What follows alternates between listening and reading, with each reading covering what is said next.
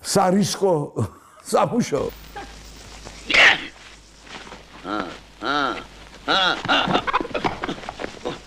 მანამდე მას თენგიზ აბულაძესთან მუშაობის უკვე დიდი ხნის გამოცდილება ჰქონდა.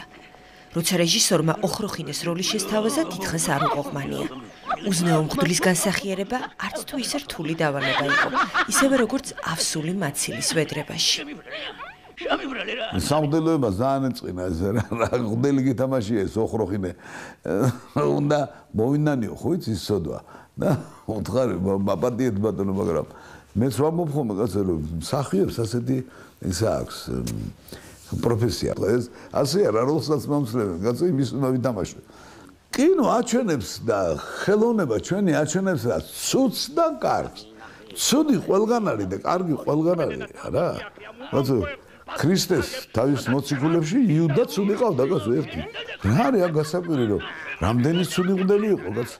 და მე არ მესმის მე არტისტმა რატო უნდა წარმოადგინოს ეს ცუდი მღვდელი უნდა წარმოადგინოს ხალხს საჩვენოს ეს არის ცუდი და აი რატომ არის ცუდი აი ამას თამაშობს არტისტი სცენაზეზე და კინოზედაც რატო უნდა იყოს ეს ცოდვა შეიძლება საერთოდ ცოდვა იყო მსახიობი მე არ თვლი ამას ცოდვად რა ვიცი აბა როდის უნდა ეთქვათ ეს რომ ცოდვა არის ქრისტეს დროს არ მგონია თეატრი იყო მაშინ რომ ქრისტეს ეთქვა ეს და ვინ თქვა მე რატო თქვეს ეს ამბავი არის ასეთი ნათქვამი რომ საერთოდ მსახიობობა არის ცოდვილობა ნუ რას ვიღამთ ახლა ნაპინჯერ გადავიწევ და ვთხოვოთ ღმერთს რომ გვაპატიოს ეს ცოდვა არის ცოტა